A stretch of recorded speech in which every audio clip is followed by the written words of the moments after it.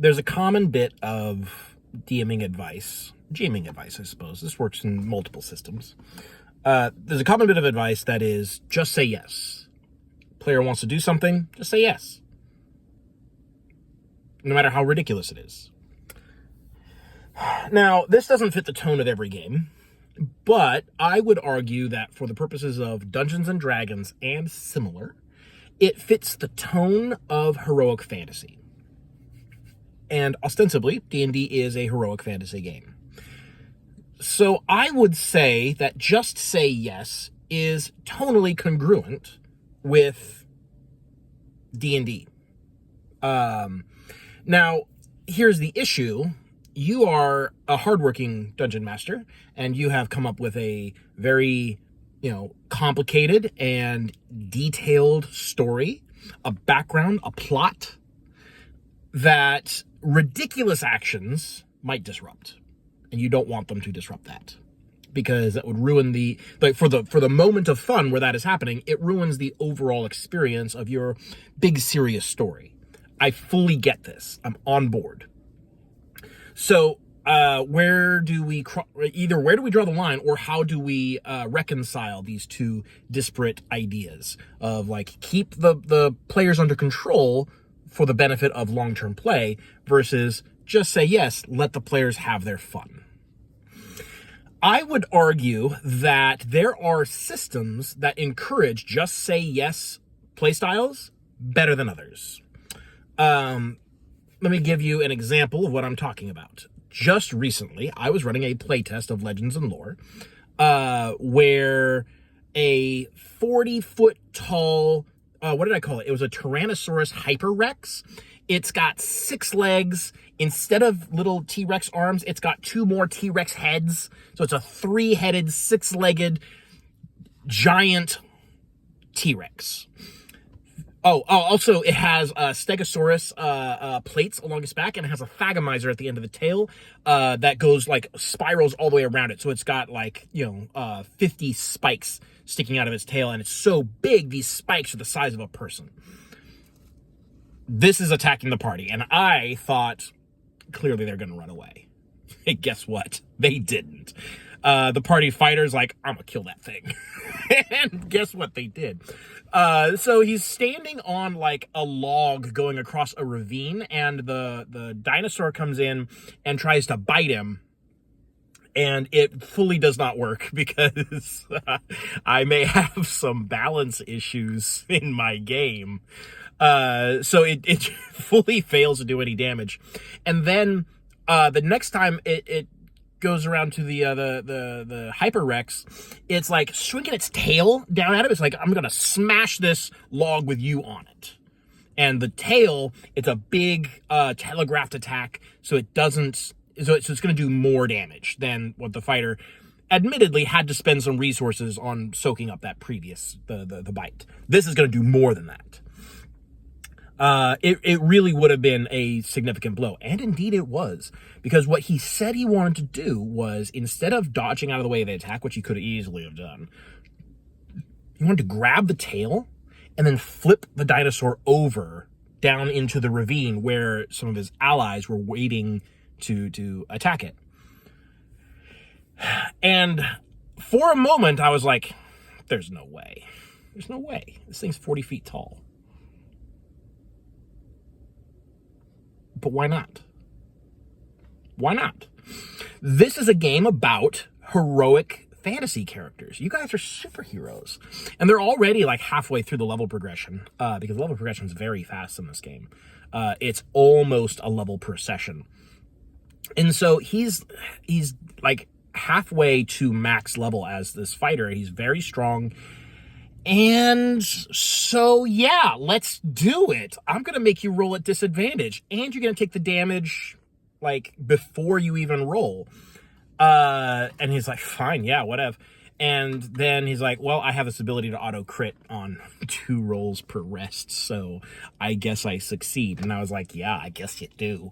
And he, flipped this thing over, did a bunch of damage to it on its way down. Ignore armor, baby. And then the rogue and the monk both hit it. They each hit it once, and poof, dead.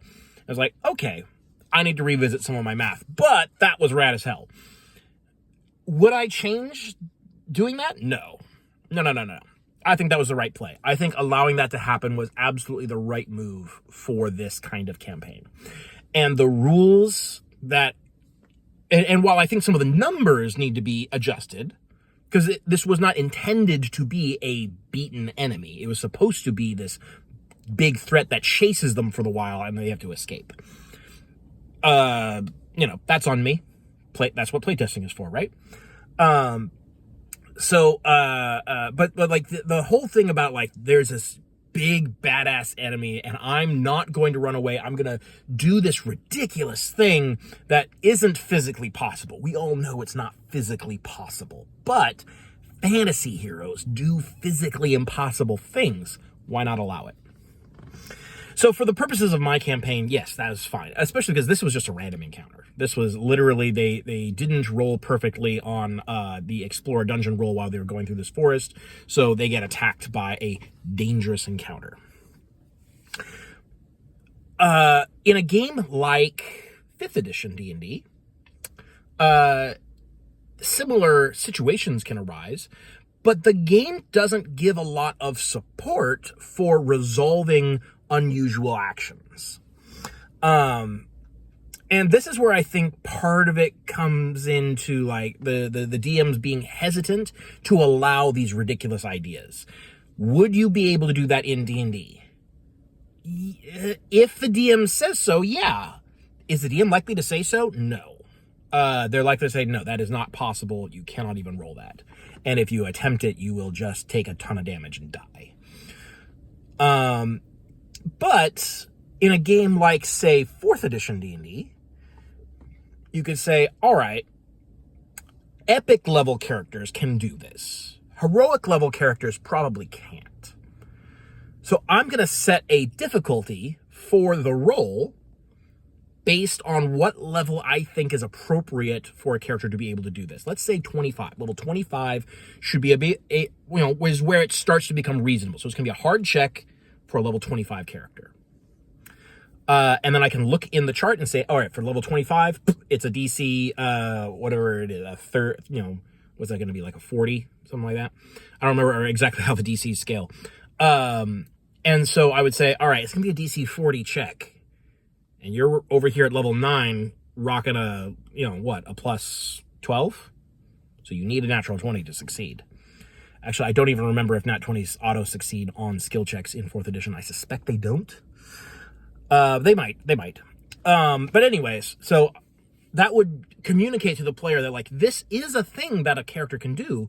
You are not epic enough yet.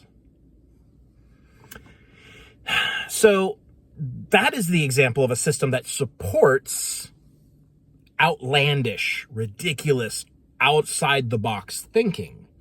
Whereas in 5th edition, it kind of doesn't. The difficulties are kind of static. And they're not that hard to hit really high values on. I want to say DC 30 is considered like a legendary or near impossible action. It's not that hard to hit a DC 30 on most things if you're really dedicated to doing it, which means that even low-level characters should be able to do these kinds of things, but clearly the game is not meant for you to do these kinds of things. Any reasonable DM would be fully justified in saying, no, you can't flip a Tyrannosaurus Hyper-Rex over your head down into a ravine while it is swinging its Thagomizer at you. So I don't know. This is one of those things that, like, yeah, technically you could get away with doing this kind of stuff in 5th edition, but it's clearly not built for it. And the structure of a campaign is such that you don't want player characters doing these kinds of things when it is not thematically appropriate. And this is true, I think, in all versions of D&D.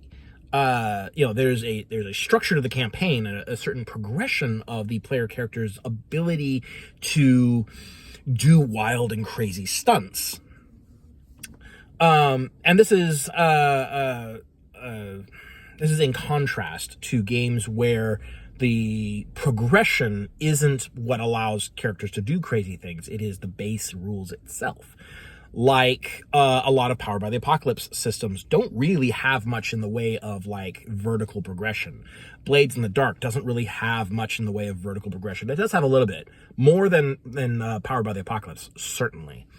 But mostly those games make you better at mitigating consequences rather than becoming more able to do things.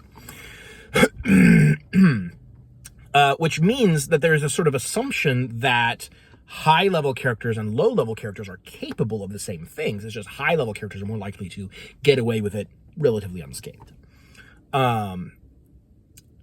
So there is a mechanical way to incentivize crazy, out-of-the-box, outlandish stunts. And D&D often doesn't do that. It kind of says, stay in your lane, you know. This is what you are capable of, and not much more. Though, as I mentioned, 4th edition has some pretty comprehensive mechanics for calculating when it is reasonable for a PC to be able to do something. And you can sort of point to that and say, all right, this is going to be basically impossible for a character of your level, but give it another 10 levels and then we'll talk.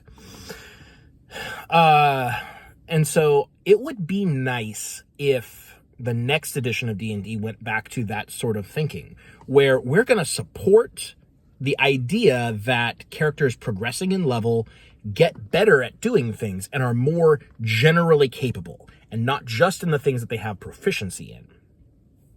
But like characters are more heroic altogether as they progress in level.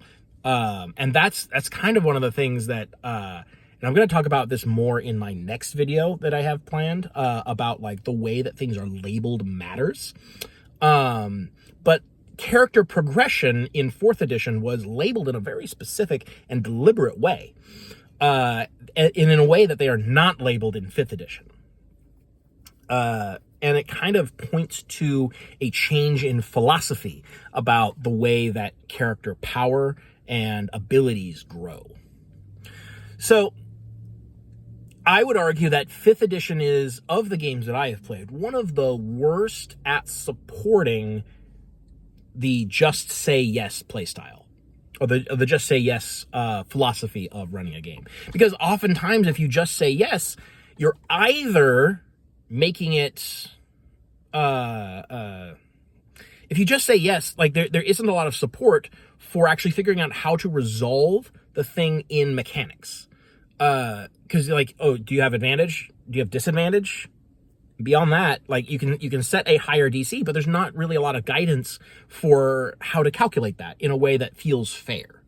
Because you can come up with arbitrary DCs, but that's arbitrary, and if the players know the rules, they're going to see, like, oh, you're just making up a number because you don't want us to succeed. And it kind of comes down to those things that you'll see this on live play streams. I know Dimension 20 does it sometimes.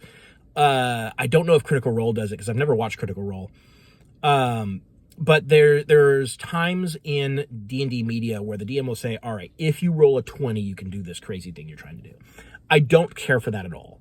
I would much rather they just say a flat yes or no, or set a DC based on the rules. But I understand why they don't do that in 5th edition, because there isn't a lot of rules to support that. So just say yes is a great way to encourage players to come up with out-of-the-box solutions and to create a lot of really memorable, fun moments. We're going to be talking about this Hyperrex for a long time, I think. But it is better in games that mechanically support it. And 5e is not one of those games.